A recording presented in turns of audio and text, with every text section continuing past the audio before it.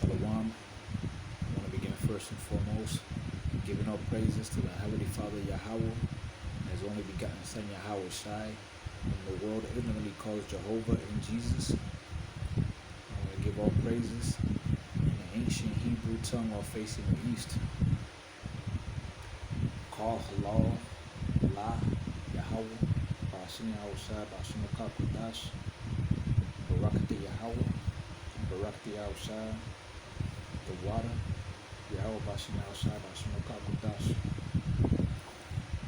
Double honors to the apostles, to the elders of Yasharala, Greatmillstone. Shalom to the 144,000.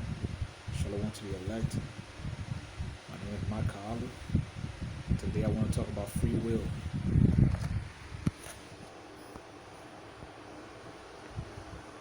Proverbs 20 verse 24. Man's goings are of Yahweh. How can a man then understand his own way? Okay, so in a nutshell, there's no free will. Right? Free will does not exist.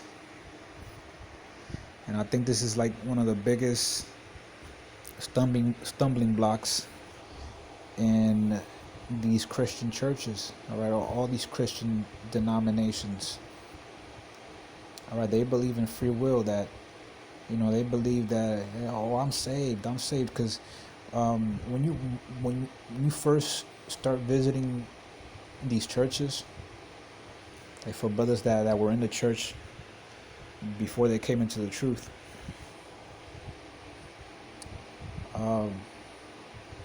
what's the first thing they ask you all the time? Are you saved yet?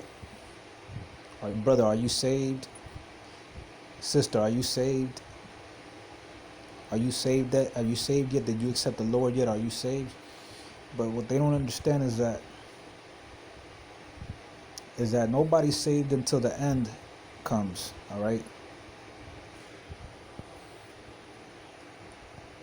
All right, Matthew 24, verse 13.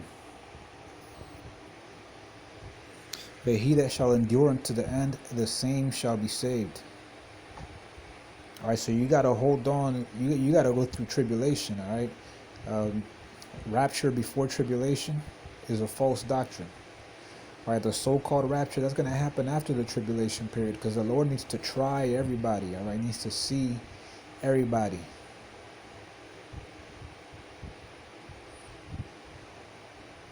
It's like he's benchmarking us, all right? For those of you who like to mess with computers and all that, he's benchmarking us. Even though he knows what we're going to do, because he's the one who's directing our steps. He just wants to see how we do it.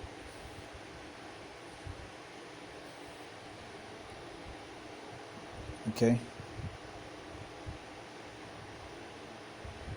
So you gotta go through the tribulation. You gotta go through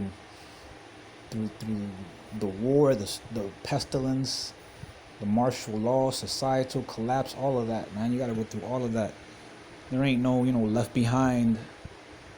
Everybody, you get taken up, and everybody else is just catching hell. All right, that's only gonna happen. And when the people that get left behind, man, they're gonna be destroyed. All right, there ain't gonna be no second redemption for the people that don't make it on those chariots. All right, they're gonna be destroyed unless they're able to hide in their bunkers like the elites, or find some kind of refuge from the nuclear destruction that's gonna come on that day.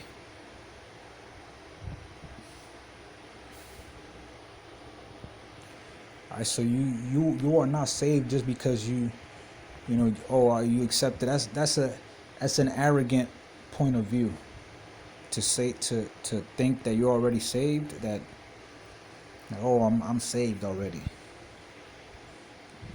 Ephesians 2 verse 8, for by grace are ye saved through faith, and that not of yourselves. It is the gift of God, not of works, lest any man should boast. All right, so you're not saved just because you said, Jesus, please forgive me, come into my heart and forgive my sins and all that. Look, you're not saved because, first of all, you're not even called him by the real name. And second, it says many are called, but few are chosen. All right, let me get there real quick.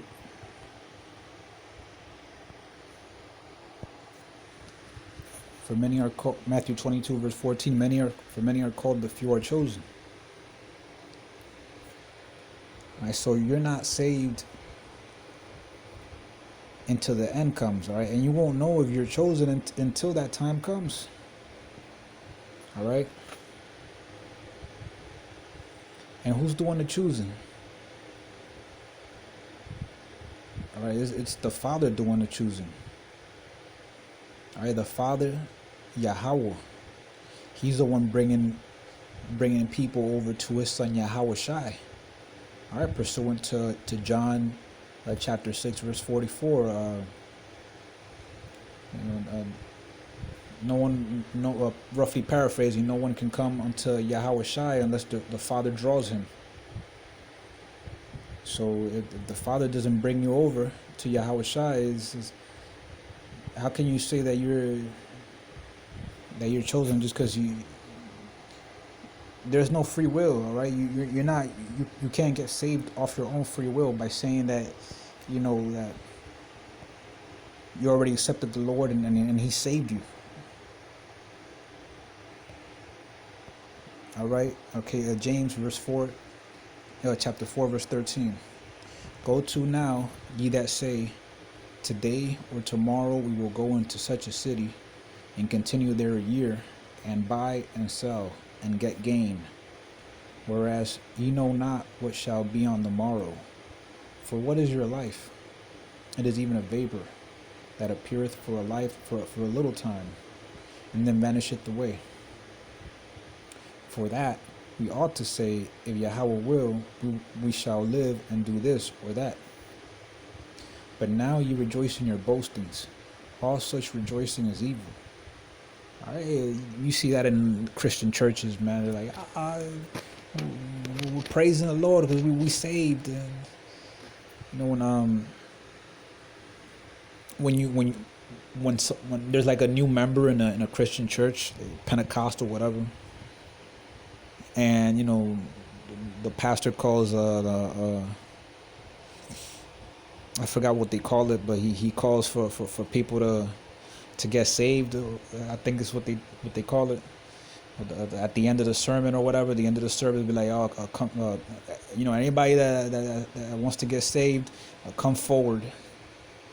And some people, raise their hands and then go forward close to the pulpit, and they raise their hands. They raise both their hands in the air, and they got their head down, and they say, "All right, repeat after me, Jesus, coming tomorrow," etc., etc. And then what happens after? Everybody in the church, they be rejoicing.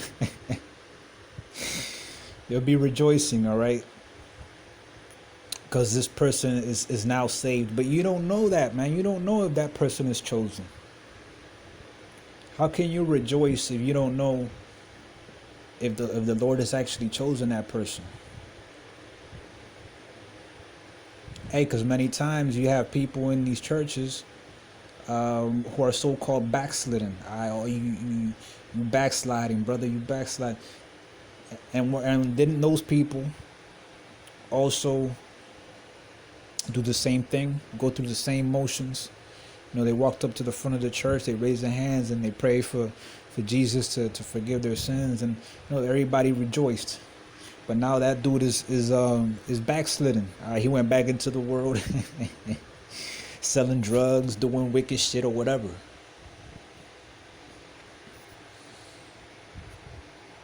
So and even in this thing, that's why we always say, man, Lord willing, man. Lord willing that we are part of the elect. Lord willing that we are chosen, man, because we don't know. All right? Only the Lord knows. All right, so I'm going to end it with this. Jeremiah 10 verse 23. O Lord, I know that the way of man is not in himself. It is not in man that walketh to direct his steps. All right, so a man doesn't know his where he's gonna go. All right, it's like a lot of brothers always use the analogy. The Lord is like the director of a movie, man. All right, well we're Yahweh Shai, the Lord, he's the main character. All right, and Satan, that's the main bad guy. And then you got the supporting characters for the main character, which is Lord willing, that's us, Lord willing that we are chosen. But you don't know what you're going to do at one part of the script. You don't know where the Lord is going to take you, man. All right, because there's no free will. All right, so I'm going to leave it there. I hope the video was edifying. Shalom.